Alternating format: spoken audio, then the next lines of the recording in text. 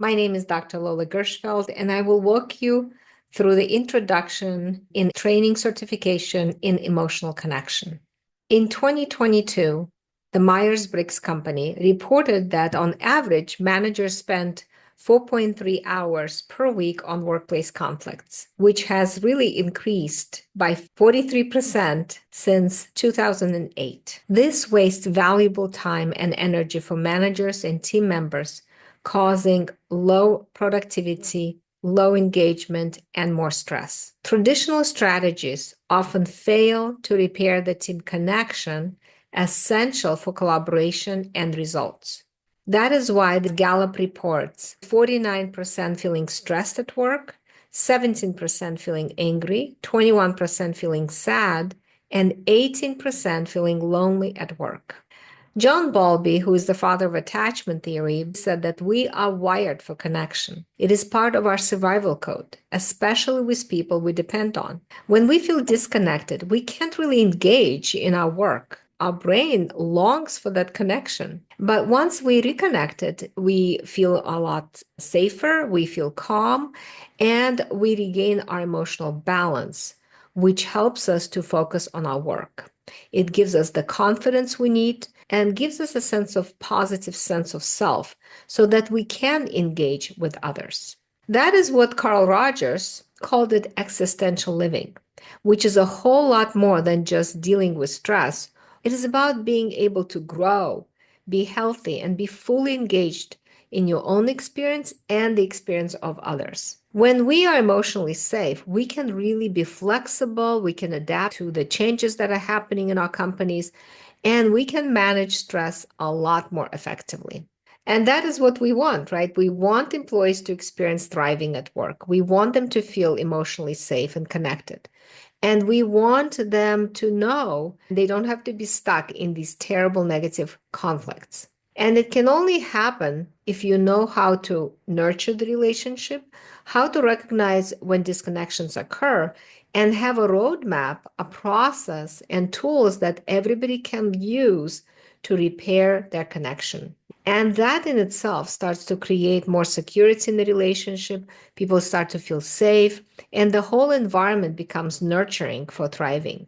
When team members and leaders feel connected, they feel happier, they feel safer, they feel valued, they can focus on their job, they become more productive and engaged, and they can put the company first instead of thinking about themselves, how to protect themselves. So this all goes back to the neuroscience research, where it shows that the amygdala right here constantly assesses the connection between people that we depend on, our manager, our team members. And when the amygdala senses there's a sense of rejection or abandonment, basically disconnection or not feeling valued, it presses the panic button and activates the amygdala and hijacks the prefrontal cortex. In that moment, we can't really focus on our jobs. So let's listen to one of a manager where she explains what happened to her in these negative cycles. I had been a manager for a while, but I could sense that I was struggling personally with at least one of my reports very clearly. There was sometimes a lot of like complaining and whining about like small things that I couldn't understand why. That really triggered me in a way and like drove me crazy and actually made me want to interact with this person less. I would feel inadequate or not good enough, or I'm not being a good manager because I'm not able to support her. So then my reaction was to just put distance and shut down. And that also triggered her because she felt I was not caring enough. And then obviously she was trying even harder, but her way of trying was complaining, which endless negative loop. Like you just keep on this dynamic. I mean, I did feel very, very lonely at times and sad. I felt I was failing as a manager, right? Because here I have someone that apparently is capable, smart, good, and I'm unable to provide her the guidance to and the support to keep growing. Instead of that, it seems that she's actually almost regressing. So as you can see that Elena was stuck with her direct report in this repetitive negative cycle. When the disconnection occurs and people don't know how to talk about it, they take one of two positions. They either start to pursue the connection or they start to withdraw, to protect from being more disconnected. Then they start to behave. Pursuers usually do lecturing, blaming, judging, criticizing, and the withdrawers, they stonewall, they shut down, they avoid. After a while, each of these behaviors become more and more aggressive, and people start to feel alone and isolated and exhausted and stuck in these negative loops. You stop growing, you start to feel doubtful in your job, and you lack motivation. Just Elena said, you start to feel sad and really depressed, and you have no motivation to do your job. Building on this attachment science, I developed the emotional connection process and created certification training programs for people to learn how to repair those connections, to help leaders and teams to understand what does it take to create an emotionally safe relationship. EMC is humanistic. It is based on Carl Rogers' humanistic theory, which believed that humans have an innate need to grow and develop when they feel emotionally safe. And health is really about feeling competent and worthy. Through the EMC process, people start to learn about the emotions, their triggers, their automatic thoughts and protective behaviors, and they also start to learn what is it that they need to feel safe and connect. EMC is emotion focused. Les Greenberg and Sue Johnson recognize that emotion is the most powerful thing in the room. Emotion is what drives our behavior, and emotion drives our communication.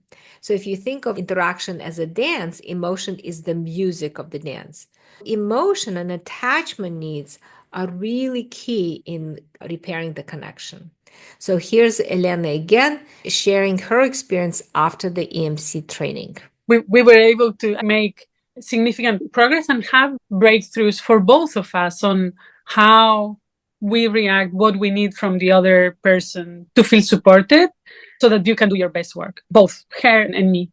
I was calmer for sure. I felt more grounded, more secure, I'd say. It's better, happier, honestly. She was definitely much more at ease, much more confident, was able to give her the support or the confidence that she needed to actually take the jump and keep growing. It was just easier. There was no more whining, much more straightforward communication, very open. Sometimes we just say like, look, I'm not okay. Okay, I'm fine. That's okay. What's happening? Let's talk about it and let's move forward. Very different. And then within the next 3 months, she was promoted to manager. And now it's a year and a half later, and she's actually holding my position. She's director. Also for me, just to go through the process and then just realize in other interactions with other people. I saw it also with my own boss that he went through the process, right? And it made a huge difference before and after. So when the employees feel connected, organizations benefit. The absenteeism goes down, the turnover goes down, customer loyalty increases, productivity increases, profitability increases, well-being of employees increases. Everything becomes a thriving place where people can learn and grow and help each other. The 21st century leadership is all about how do we create better connection within the teams. Leaders can shape strong, lasting relationships by prioritizing connection. And now they can, because the EMC process helps them and gives them the guide to do that. EMC Leaders is the only company that provides this type of training to repair team connections so they can move forward and not be stuck in these negative cycles of conflict. We have solved over 1,000 cases using the EMC process and certified over 40 master EMC trainers. Our programs are accredited and we offer 100% satisfaction guarantee. For more information, please download our guide to training certification in emotional connection. We are here to help you to see the difference the EMC can make for you.